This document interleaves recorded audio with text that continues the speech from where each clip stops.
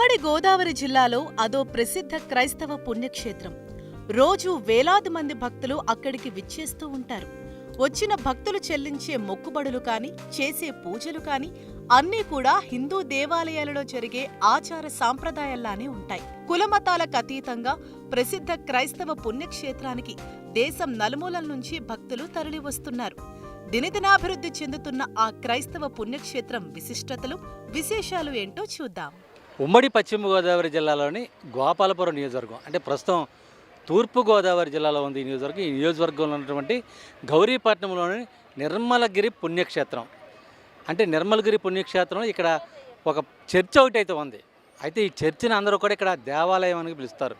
ఎందుకంటే ఇక్కడ ఆనవాయితీలన్నీ కూడా, అంటే సాంప్రదాయాలన్నీ కూడా హిందూ దేవాలయాల్లో ఏ విధంగా అయితే కూడా కార్యక్రమాలు జరుగుతాయో, పూజా విధానాలు జరుగుతాయో అటువంటి పూజా విధానాలు, అటువంటి మొక్కుబడులు చెల్లించే ఆ కార్యక్రమాలు అన్నీ కూడా ఇక్కడ మేరీమాత ఆలయంలో, అంటే దేవాలయంలో జరుగుతూ ఉంటాయి. ఇక్కడ ప్రత్యేకంగా దాదాపు 120 ఎకరాల సువిశాల మైదానంలో ఏర్పడినటువంటి ఈ నిర్మలగిరి పుణ్యక్షేత్రంకు సంబంధించి కూడా అటు వేలాది మంది భక్తులు ప్రతిరోజు వస్తూ ఉంటారు. పండగలు, సెలవు దినాల్లో కూడా, ఉత్సవాల సమయంలో లక్షలాదిగా తరలి వస్తూ ఉంటారు. దినదినాభివృద్ధి చెందుతున్నటువంటి ఈ నిర్మలగిరి పుణ్యక్షేత్రంకు సంబంధించి, అంటే మరియమాత దేవాలయము అని కొలిచేటువంటి ఈ నిర్మలగిరి పుణ్యక్షేత్రం సంబంధించి కూడా అటు చర్చి నిర్మాణం దగ్గర నుంచి కూడా ఇక్కడ ఏర్పాటు చేసినటువంటి కట్టడాలన్నీ కూడా అటు హిందూ సంస్కృతి సాంప్రదాయాలను ప్రతిబింబించే విధంగా ఉంటాయి.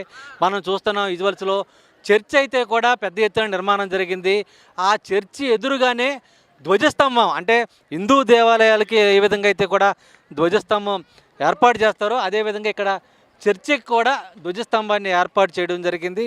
అంటే మొత్తం కార్యక్రమాలన్నీ కూడా ఇక్కడ జరిగేటువంటి పూజా కార్యక్రమాలు, మొక్కుబడులు చెల్లించే విధానం అన్నీ కూడా ఎక్కడా కూడా, అంటే గతంలో ఏ చర్చిలోనూ దేశంలో ఎక్కడా లేని విధంగా ఇక్కడ నిర్మలగిరి పుణ్యక్షేత్రంలో ఇటువంటి కార్యక్రమాలన్నీ కూడా జరుగుతాయి. అంటే ఈ పుణ్యక్షేత్రం యొక్క విశిష్టత ఏమిటి, ఇక్కడ జరిగేటువంటి పూజా కార్యక్రమాల్లో నెలకొన్న ప్రాధాన్యత ఏమిటి, అలాగే ఇక్కడికి వచ్చేటువంటి భక్తులు ఎటువంటి మొక్కుబడులు చెల్లిస్తూ ఉంటారు, ఇప్పుడు 10 టీవీ గ్రౌండ్ రిపోర్ట్లో చూద్దాం.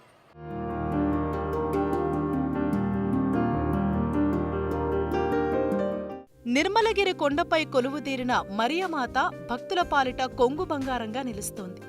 మరియమాత దేవాలయంగా నెలకొల్పిన చర్చి కూడా విశేషంగా ఆకట్టుకుంటోంది. ఇక్కడ జరిగేవన్నీ హిందూ దేవాలయాల్లో జరిగే ఆచార సాంప్రదాయాలకు అనుగుణంగానే ఉంటాయి. పూజలు, మొక్కుబడులు జరుగుతుంటాయి.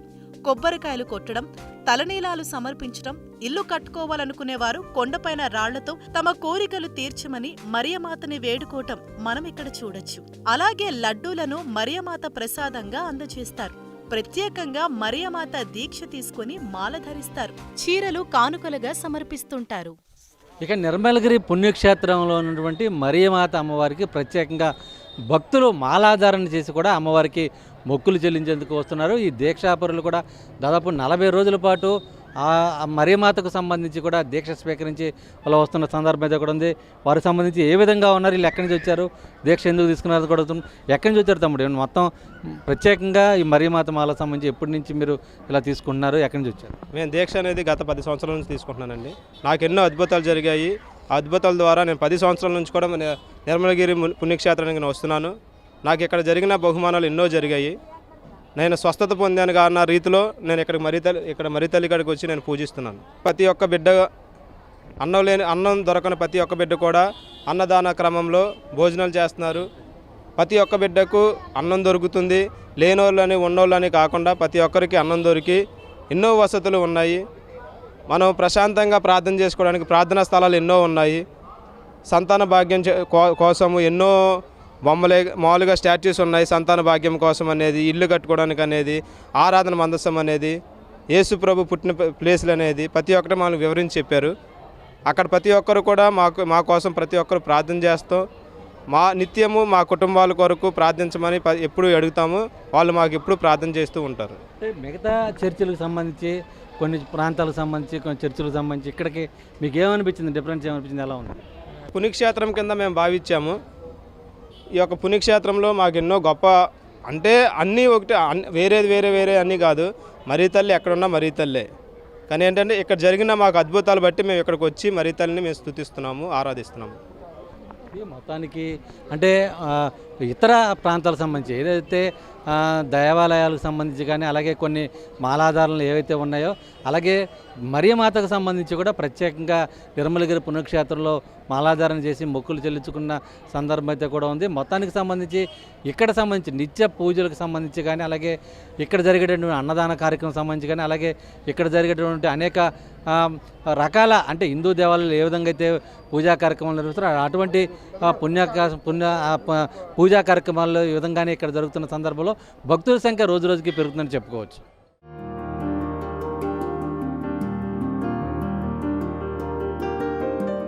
దేశంలో ఎక్కడా లేని విధంగా క్రైస్తవ పుణ్యక్షేత్రంలో నిత్య అన్నప్రసాదం ఉచితంగా అందజేస్తుంటారు. ప్రతిరోజు 4 నుంచి 5,000 మంది భక్తులకు అన్నప్రసాదం అందజేస్తున్నారు. ఆదివారాలు సెలవు రోజుల్లో అయితే ఈ సంఖ్య 10,000కు చేరుకుంటుంది. 30 ఏళ్ల క్రితం ప్రారంభించిన అన్నప్రసాద కార్యక్రమం రోజురోజుకి భక్తుల సహాయ సహకారాలతో పెరుగుతూ వస్తోంది. రుచికరమైన భోజనం భక్తులకు అందించడమే ఉద్దేశంగా అన్నప్రసాదం అందజేస్తున్నట్లు నిర్వాహకులు తెలుపుతున్నారు. ఇక నిర్మలగిరి పుణ్యక్షేత్రంలో ప్రధానంగా చెప్పుకోదగిన విషయం అన్నప్రసాదం. అంటే మిగతా ఎక్కడ కూడా ఎటువంటి చర్చలో జరగనటువంటి అన్నప్రసాద కార్యక్రమం ఇక్కడ నిర్మలగిరి పుణ్యక్షేత్రంలో ప్రత్యేకంగా జరుగుతుందని చెప్పుకోవచ్చు. ముఖ్యంగా హిందూ దేవాలయాల్లో ఏ విధంగా అయితే అన్నప్రసాదాలు అన్నదానాలు జరుగుతాయి అదేవిధంగా కూడా పెద్ద ఎత్తున జరుగుతున్న సందర్భాలు అయితే కూడా ఉన్నాయి. మొత్తం మనం విజువల్స్లో కూడా స్పష్టంగా చూడవచ్చు. రోజు వేల మంది భక్తులంతా కూడా ఇక్కడ అన్నప్రసాదం స్వీకరిస్తూ ఉంటారు. మరియమాత వారి ప్రసాదం సేకరించి వాళ్ళంతా కూడా చాలా సంతృప్తి వ్యక్తం చేస్తున్న పరిస్థితులు అయితే కూడా ఉన్నాయి.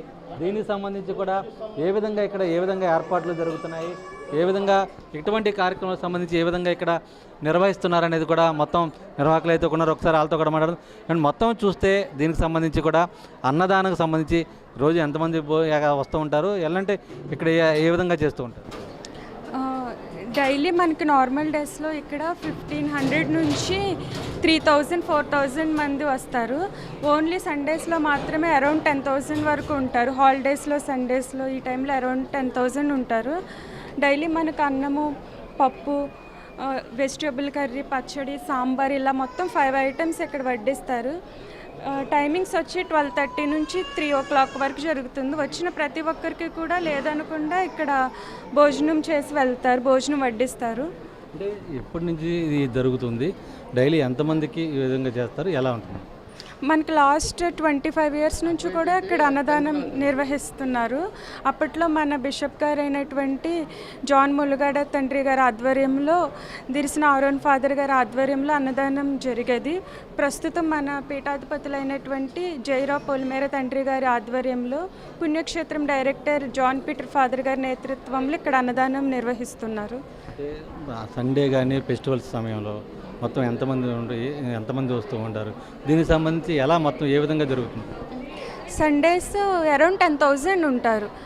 దీనికి దాతలు సహాయం అందిస్తారు. భక్తులు తమ విరాళాలు అందించి అన్నదానానికి సహాయపడుతున్నారు. బర్త్డేస్ అని, ఆత్మశాంతి కోసం, ఏదైనా డెత్ యానివర్సరీ ఉన్నప్పుడు, వాళ్ళ మ్యారేజ్ యానివర్సరీ కోసము, ఏదైనా మంచి జరిగినప్పుడు కృతజ్ఞత కానుకగా వాళ్ళు డొనేషన్స్ ఇచ్చి వెళ్తారు. నిరంతరం ఇచ్చే డొనేషన్స్ దాతల పేర్లు మనం శిలాపలకాలపై చెక్కించి ఉంచుతాము. ఇయర్ మొత్తంలో మీకు ఎప్పుడు అన్నదానం కావాలంటే ఆ రోజు మీ డేట్ అవి చెప్పినట్లయితే ఆ రోజు మీరు రాకపోయినప్పటికీ అన్నదానం నిర్వహిస్తాము. ఇక్కడ మీ పేరున అన్నదానం జరుగుతుంది. అంటే ఎలా కాంటాక్ట్ అవ్వాలి, దీనికి సంబంధించి ఎవరైనా ఇతర ప్రాంతాల్లో ఉంటారు, ఇక్కడ అన్నదానం చేయించాలనుకుంటే ఎలా కాంటాక్ట్ అవ్వాలి, ఏ విధంగా? ఇతర ప్రాంతాల్లో ఉన్న వాళ్ళకి వాళ్ళు రాకపోయినా ఆన్లైన్ ద్వారా డొనేషన్స్ ఇచ్చినట్లయితే మేము పేరు, డీటెయిల్స్ అన్నీ నమోదు చేసుకొని వాళ్ళ కోసం వాళ్ళు అడిగిన తేదీన అన్నదానం నిర్వహిస్తున్నాము. చాలామంది భక్తులు వచ్చి ఇక్కడ కౌంటర్ ఉంది, అన్నదానం కౌంటర్ దగ్గర విరాళం చెల్లించి వెళ్తారు. వచ్చిన ప్రతి ఒక్కరూ డొనేషన్స్ ఇవ్వాలని లేదు, ఎవరికైతే వాళ్ళకి ఇవ్వాలని అనుకుంటారో వాళ్ళు మాత్రం ఇవ్వచ్చు. ఇక్కడ ఎలాంటి ఒత్తిడి ఇదేమీ లేదు. ఇది మీ ఇష్ట ప్రకారమే ఇచ్చే వాళ్ళు ఇస్తారు, లేదంటే లేదు. ఇది మొత్తానికి సంబంధించి కూడా నిర్మలగిరి పుణ్యక్షేత్రంలో ప్రధానంగా పెద్ద ఎత్తున అంటే హిందూ దేవాలయాల్లో ఏ విధంగా అయితే కూడా అన్నదానం జరుగుతుందో, అన్న సమారాధన జరుగుతుందో, అలాగే అన్న ప్రసాదం అంటారు అదేవిధంగా ఇక్కడ నిర్మలగిరి మరీమాత పుణ్యక్షేత్రంలో కూడా అటువంటి అన్నప్రసాద కార్యక్రమే పెద్ద ఎత్తున జరుగుతుంది. రోజు వేల మంది భక్తులు ఈ అన్నప్రసాదం స్వీకరించడం ఇక్కడ ప్రత్యేకతని కూడా చెప్పుకోవచ్చు.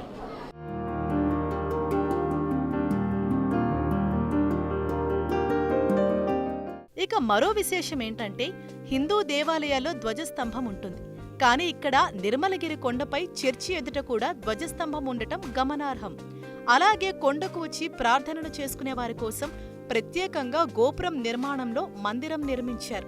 ఎక్కడ చూసినా కులమతాలకు అతీతంగా ప్రతి ఒక్కరూ నిర్మలగిరి మరియమాత పుణ్యక్షేత్రానికి వచ్చే విధంగా కట్టడాలు, ఆచారాలు ఉంటాయని చర్చి నిర్వాహకులు, పుణ్యక్షేత్రం డైరెక్టర్ జాన్ పీటర్ చెప్పుకొస్తున్నారు. వచ్చే నెలలో జరిగే మరియమాత ఉత్సవాలకు లక్షలాదిగా భక్తులు తరలివచ్చే అవకాశం ఉండటంతో భారీ ఏర్పాట్లు చేస్తున్నారు. భక్తులు ఎంతమంది వచ్చినా ఇక్కడ విశ్రాంతి తీసుకునే విధంగా ఏర్పాట్లు చేసినట్లు చెప్తున్నారు. అంటే మొత్తం పదరంటే ఇక్కడికి సంబంధించి నిర్మలగిరి పుణ్యక్షేత్రం అంటే హిందూ దేవాలయాలు ఏ విధంగా ఉంటాయో అదే విధంగా ఇక్కడ తలనీలాలు సమర్పించడం, లడ్డూ ప్రసాదం, అన్నప్రసాదం, అలాగే ఎవరైనా పిల్లలు కలిగితే వారికి సంబంధించి తులాభారాలు చెల్లించడం, ఇటువంటి కార్యక్రమాలు ఉన్నాయి. అంటే మొత్తం ఏ విధంగా ఉండబోతుంది, ఇక్కడ ఎలా ఉంటుంది? ఇక్కడ ఈ పుణ్యక్షేత్రం అనేటువంటిది నిర్మలగిరి మేరీమాత పుణ్యక్షేత్రం. ఈ పుణ్యక్షేత్రం యొక్క పవిత్రత చాలా గొప్పది. దినదినాభివృద్ధి చెందుతూ అనేక మంది భక్తులను ఆకర్షిస్తూ అనేక మంది భక్తులకు కొంగు బంగారమై ఆ మరీ తల్లి ఆ భక్తుల యొక్క అవసరాలను తీరుస్తూ భక్తులు ఆ తల్లి దగ్గర స్వాంతన పొందుతూ ఈ పుణ్యక్షేత్రం రోజు రోజుకు దినదినాభివృద్ధి చెందుతూ అనేక మంది భక్తులను ఆకర్షిస్తూ ఉన్నది. ముఖ్యంగా దేవాలయాల దగ్గర ధ్వజస్తంభాలు ఉంటూ ఉంటాయి.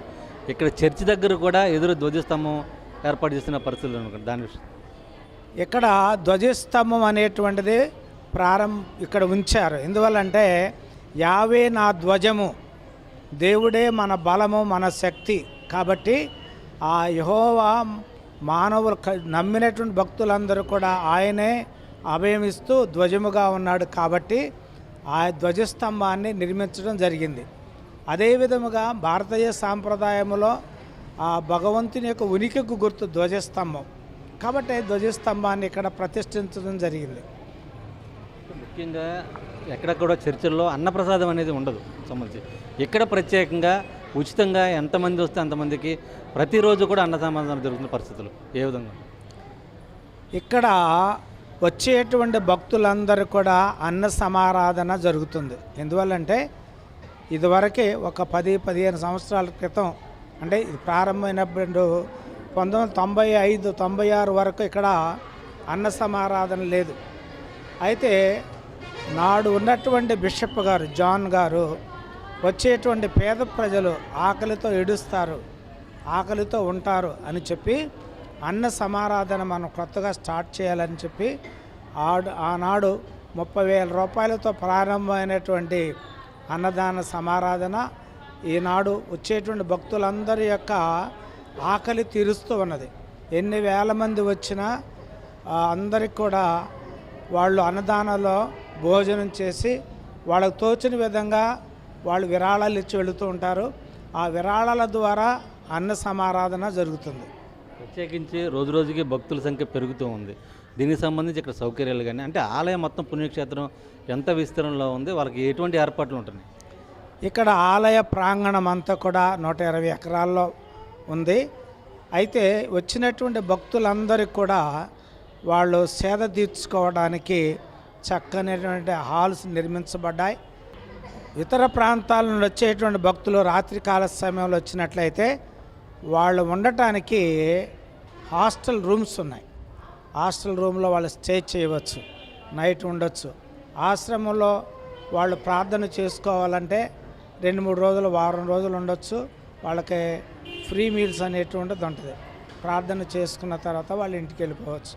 అయితే మిగతా భక్తులు వచ్చి వెళ్ళిపోతూ ఉన్నటువంటి వాళ్ళకి అన్ని రకాలైనటువంటి సదుపాయాలు సమకూర్చబడ్డాయి. ప్రత్యేకించి మొత్తం సంబంధించి కూడా ఉత్సవాలు ప్రతి సంవత్సరం కూడా పెద్ద ఎత్తున జరుగుతుంటాయి. ఈ సంవత్సరం ఎప్పటి నుంచి జరగబోతుంది, ఎటువంటి ఏర్పాట్లు? ఈ సంవత్సరం ఆల్రెడీ ఉత్సవాలు ప్రారంభమయ్యాయి అనుకోవచ్చు. ఎందుకంటే ఈ లైటింగ్ అంతా కూడా ప్రారంభమైంది. మార్చి 16వ తారీఖు నుంచి 25వ తారీఖు వరకు పండుగ జరుగుతుంది.